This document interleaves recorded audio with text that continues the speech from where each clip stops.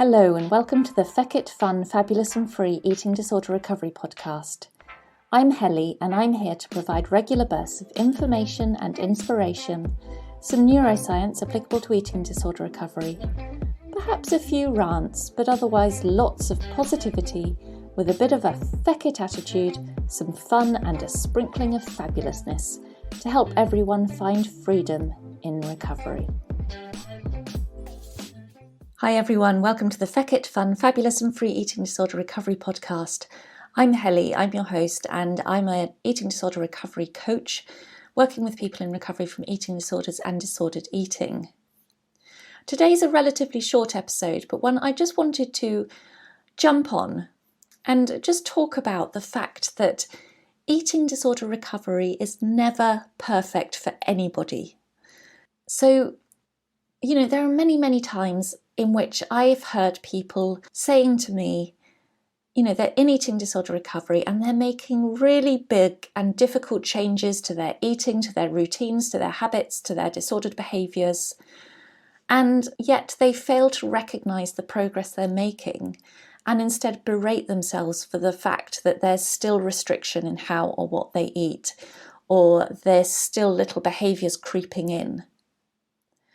And yes, you have to recognise where the restriction still lies. You have to be able to recognise the behaviours and keep addressing them day after day and keep aiming for the stars in terms of eating without restriction, not engaging in those behaviours.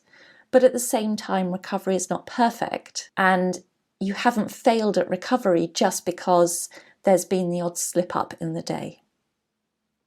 So this stemmed because a client of mine the other day took a really deep dive into eating disorder recovery and made in just one day huge changes to the way that she was eating, to how much she was eating, to the, breaking all those little rituals around the times of day that eating disorders love to eat, and facing some challenging foods that she hasn't eaten for years and years and years. And she made all those changes in just one day, but at the end of the day, she was still feeling a failure because she'd eaten X, Y, and Z more, but she was aware that at times she actually wanted to eat even more than she had and hadn't been able to let herself. Now, that was just day one of recovery. Recovery takes so long. It can take months. And I'm not saying that we should drag out recovery, but at the same time, realistically, recovery does take months for the body to get all the food it needs, to repair, to rewire the brain. It takes a long time. You're not going to get it perfect from day one. You're not going to get it perfect from, 3 months in even. There's going to take time to really rewire all those habits that are so ingrained, all that restriction that's been there for years and years and years as part of your life. It's going to take a heck of a long time to rewire all of that and get it perfectly right. And that's what I said to her, after so many years of an eating disorder, the restriction is so ingrained and habitual, it won't disappear overnight, and it's still going to happen. Sometimes even before you realise that it has happened, because your brain is just so used to habitually following that path, that sometimes you're just going to go down that path without realising you have and without having had that opportunity to stop yourself. And it's only later that you're going to think, oh shit, I restricted them when I shouldn't have done. But that's not a case of having failed at recovery. So as much as you shouldn't set out to restrict in recovery and think, oh, well, recovery's hard, therefore I should still be restricting, I'm not saying that. As I said earlier, keep aiming for the stars in terms of eating as much as possible, eating unrestrictedly, eating as many fear foods as you can.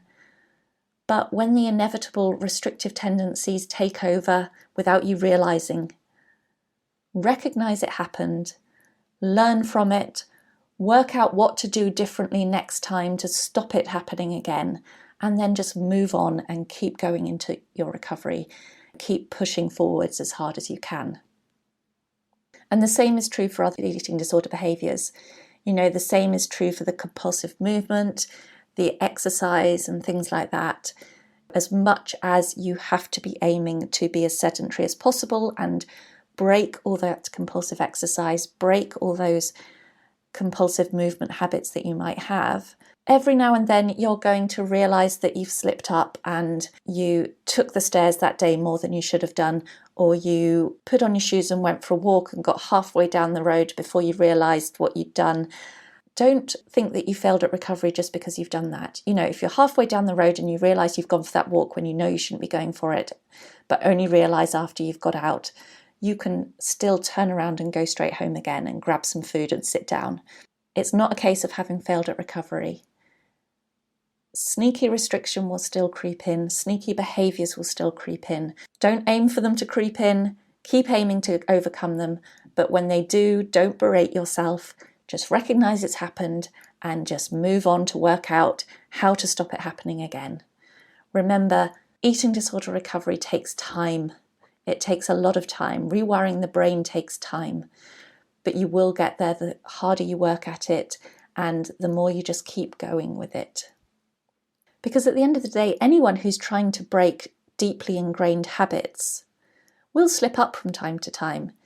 And, a lot of people who are trying to break habits find it incredibly difficult without the added level of huge fear response that eating disorder recovery, involves.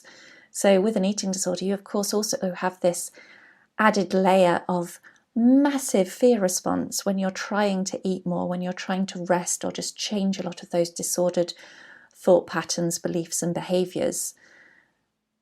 So you've got this two-pronged attack on you at the moment in terms of things trying to trip you up in your recovery.